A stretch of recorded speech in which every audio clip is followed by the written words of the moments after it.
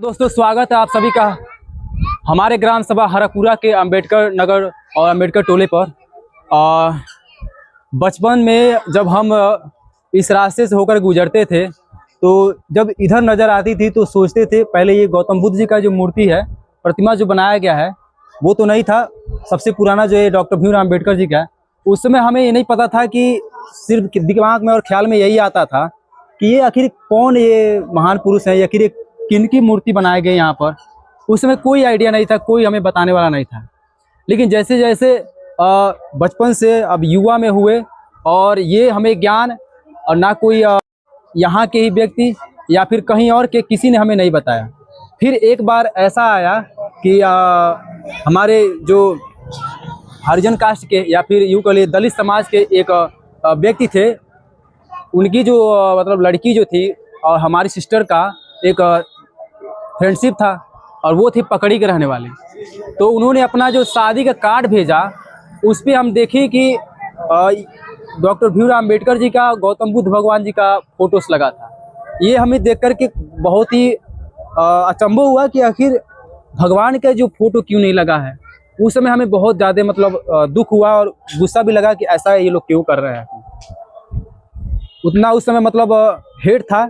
लेकिन जैसे जैसे फिर आगे कहानी मोड़ लाई और जब सन 2021 में जब चुनाव हुआ उस समय जब यहाँ पर पहुँचे और देखने लगे, फिर उसके बाद से धीरे धीरे समझ आया कि एक्चुअल में ये जो महान पुरुष हैं इन्होंने हमारे आपके लिए और भारत में जितने भी दलित कास्ट के या फिर छोटे वर्ग के जो लोग हैं उनके लिए क्या किया उन्होंने अपने जीवन भर में।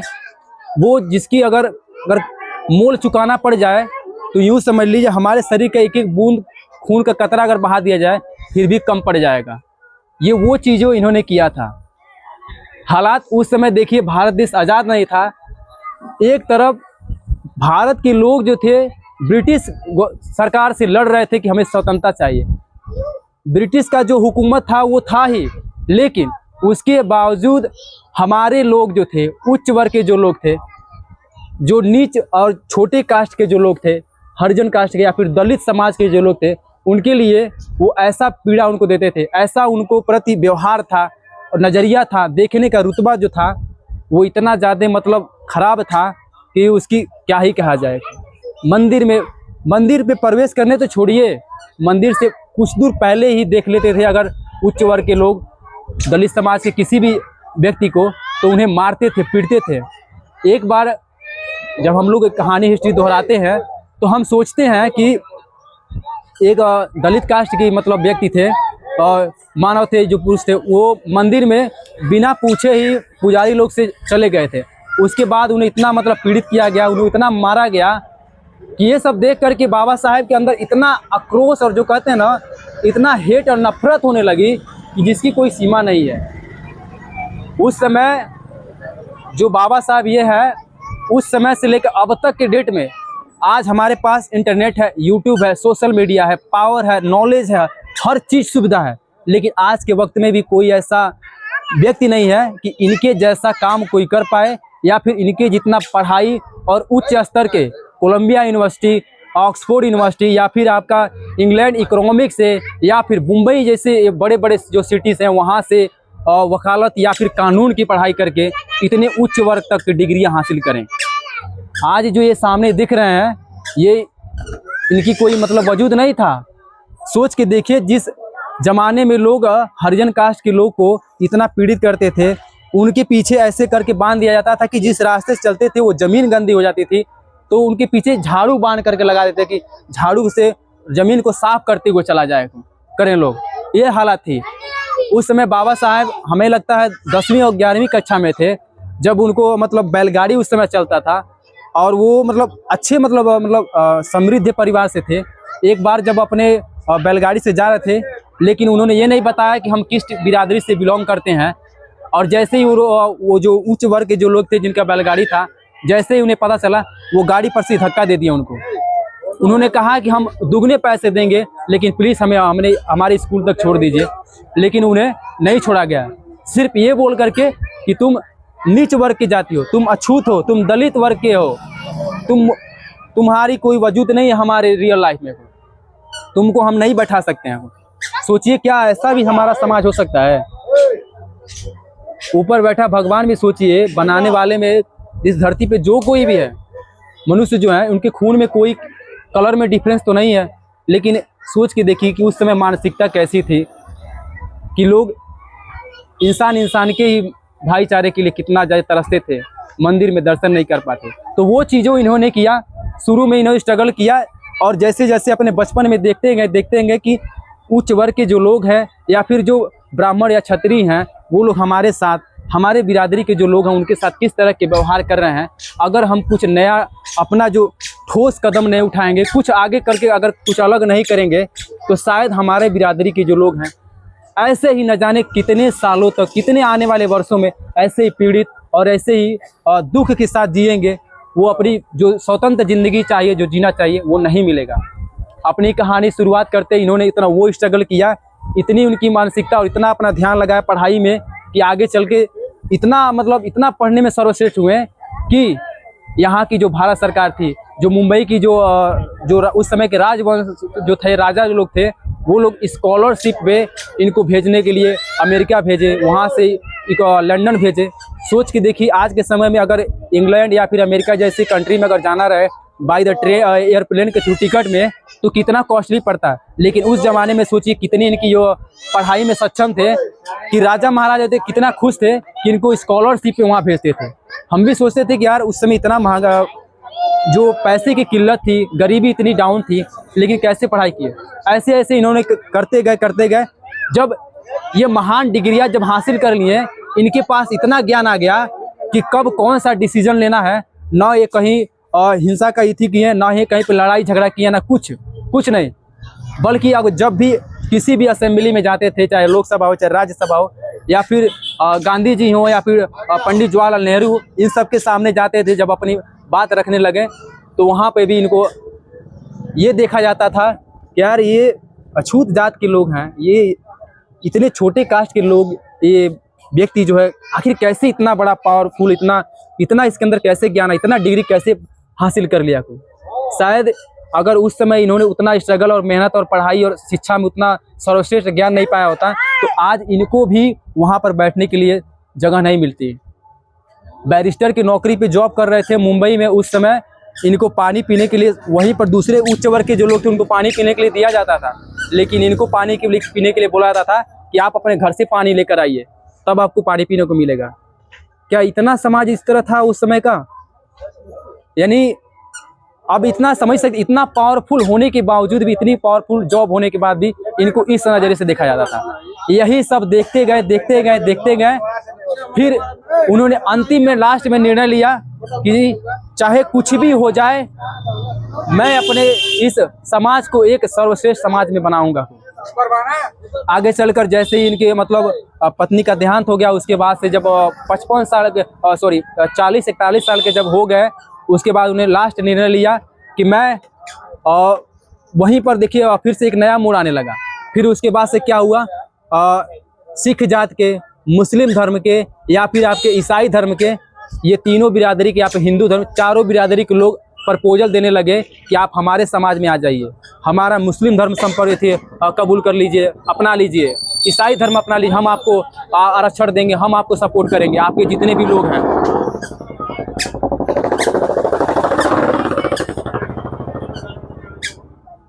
इस तरह से जब देखने लगे, मतलब पूरी दुनिया के लोग जब देखने लगे कि बाबा साहेब का जो कर्म है वो कितना सर्वश्रेष्ठ होते जा रहा है, और दूसरे बिरादरी से जब प्रपोजल आने लगा, फिर भी इन्होंने बहिष्कार कर दिया कि नहीं, जब हम छोटे थे तो कोई हमारे साथ खड़ा नहीं था, आज हम इतना स्ट्रगल, मेहनत और उच्च शिक्षा प्राप्त करके जब इस पोजीशन में पहुंचे, तब आकर के आप लोग हमदर्दी दिखा रहे हैं।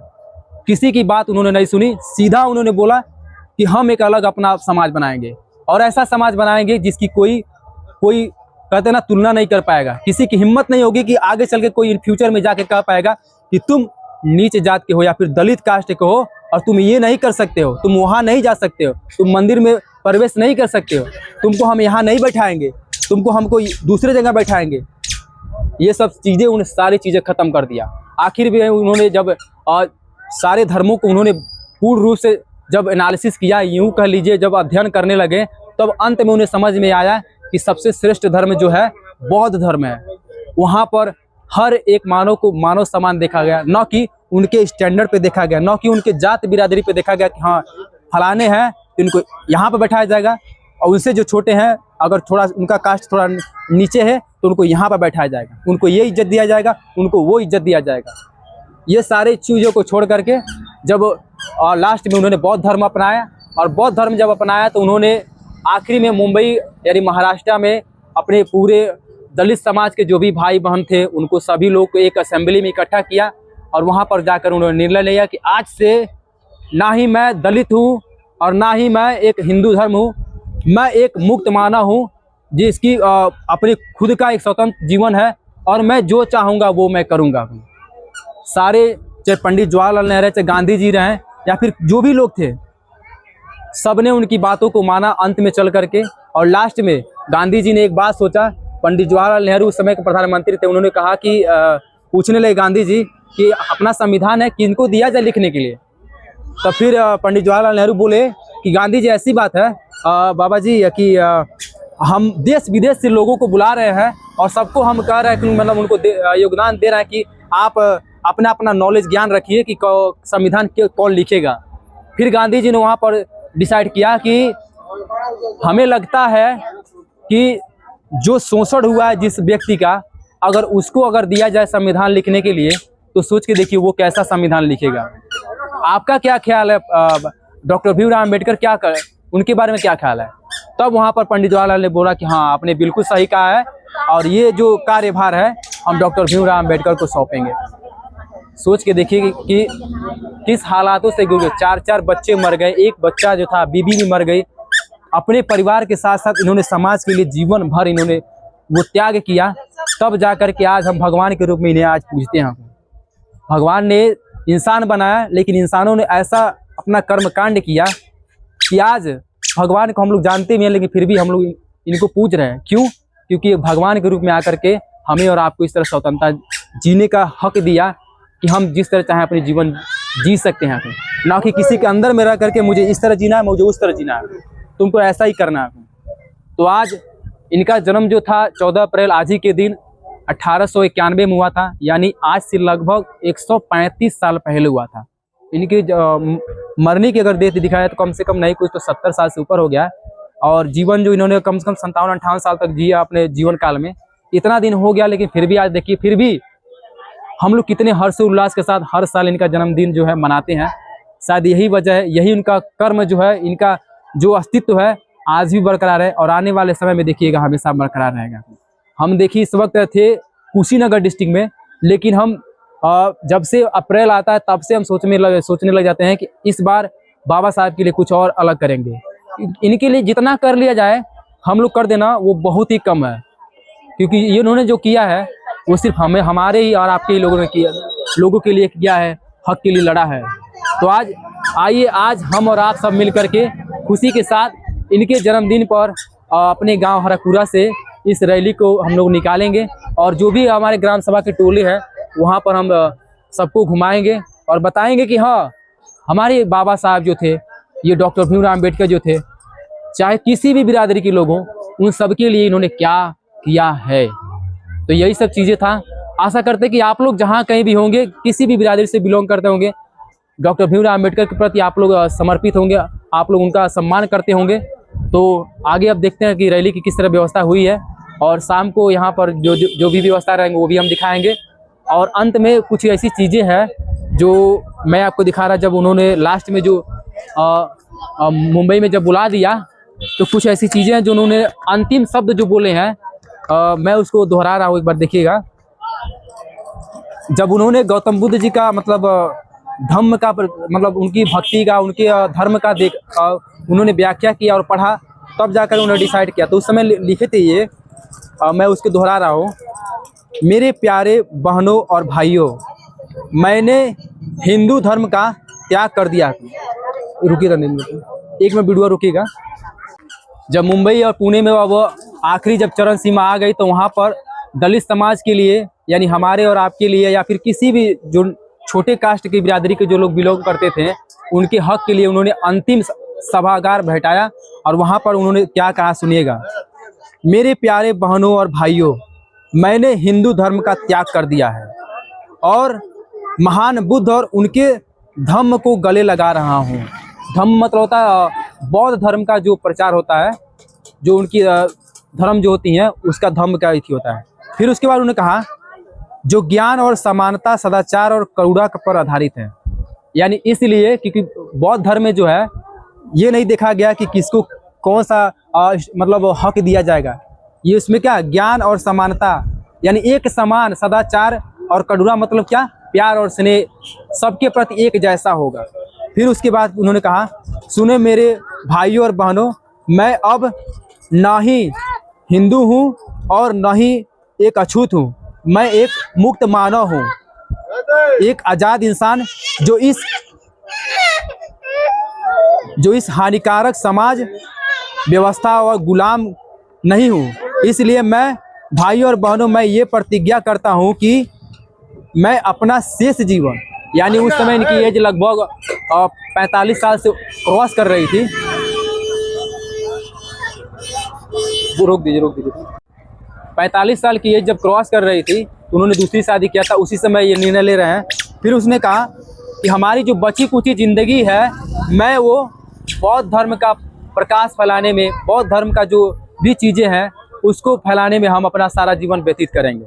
फिर उसके बाद से उन्होंने कहा और अब मैं मेरे भाइयों और बहनों, मैं जो बौद्ध धर्म द्वारा दिखाए गए प्रकाश की तरफ मेरे साथ अनुसरण करना चाहते हैं वो खड़े हो जाए। उसके बाद से जहाँ जितने लोग थे, कम हजारों की संख्या में जो लोग थे, सभी लोग खड़े हो गए और उन्होंने कहा कि वो करना चाहें वो खड़े हो जाए, मतलब उनका मतलब बौद्ध धर्म को अपनाना चाहें वो खड़े होकर के हमारे 10 वचनों का पालन करें और उनका मतलब शपथ लें, प्रतिज्ञा लें कि हम ये सब चीज़ों का हम पालन करेंगे। पहला उन्होंने कहा मैं भगवान बुद्ध के बताए हुए 10 नीति वचनों का पालन करूंगा, यही चीज़ें उन्होंने दोहराया। फिर दूसरा उन्होंने कहा मैं सारे पशुओं के साथ करुणा का व्यवहार करूंगा। तीसरा उन्होंने कह रहे थे मैं सारे मनुष्यों को एक समान समझूंगा। ये सबसे तीसरा पॉइंट देखिएगा। अब ये नहीं ब्राह्मण है तो इनकी पोजीशन यहाँ रहेगी, क्षत्रिय है तो ये रहेंगे, उससे नीचे रहेंगे तो वहाँ उनको, ये सारे चीज़ हटा करके एक चीज़। फिर कह रहे हैं मैं गौतम बुद्ध के धम्म का स्वीकार करूंगा और अपना धर्म छोड़ दूंगा जो मनुष्य जाति की प्रगति में बाधक, जो मनुष्य को घृणा की नज़र से देखता है। यानी जिस हालात से वो बचपन से लेकर के बुजुर्ग हो गए तब तक उन्होंने देखा, वही चीज़ें दोहरा रहे हैं। घृणा की नज़र से देखते थे। इसके साथ मेरा नया जन्म होगा। मैं ना तो हिंदू देवताओं की पूजा करूंगा और ना ही हिंदू धर्म कांडों का पालन करूंगा। ये थोड़ा सा अजीब लगता है, थोड़ा सा लगता है कि मतलब खराब ये शब्द बोले हैं, लेकिन बिल्कुल उन्होंने खराब नहीं बोला है। हालात ही ऐसा पैदा कर दे रहा है। जब आपके सामने इस तरह के हालात जीवन भर देखने को मिले तो कोई विवश होकर क्या करेगा, क्या करेगा कोई? तो वही चीज़ें उन्होंने कहा। और उसके बाद से फिर कहा उन्होंने कांडों का पालन नहीं करूंगा। आज के बाद जो 3 सिद्धांत बुद्ध ने बताया है, पहला प्रज्ञा, सन्मार्ग और करुणा, जीवन भर मेरे कर्मों को दिशा देते रहेंगे। और आखिरी में उन्होंने बस ये 10 वचन दोहरा करके आखिरी में बस यही कहा बुद्धम शरणम गच्छामि, बुद्धम शरणम गच्छामि, धम्मम शरणम गच्छामि। उम्मीद है कि आपको इनकी पूरी जीवनी और आज के जो भी चीज़ें हमने आपके सामने साझा किया है बहुत ही पसंद आया होगा।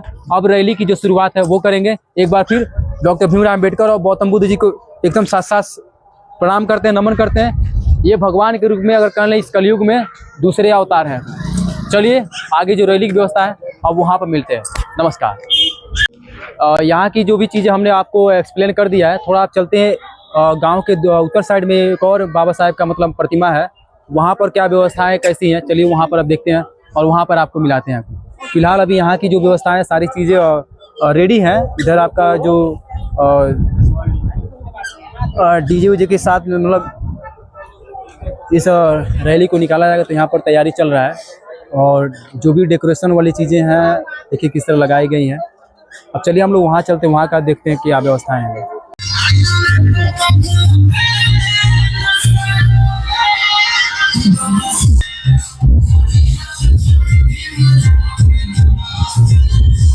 ये पता नहीं कौन महान पुरुष है, इनका तो नाम ही नहीं याद आ रहा है। तो यहाँ की जो उत्तर साइड, क्योंकि यहाँ सब गांव का जो बाउंड्री है ख़त्म होती है, मतलब अब इधर घर नहीं है, तो यहाँ की व्यवस्थाएं देखिए कुछ ऐसी हुई है।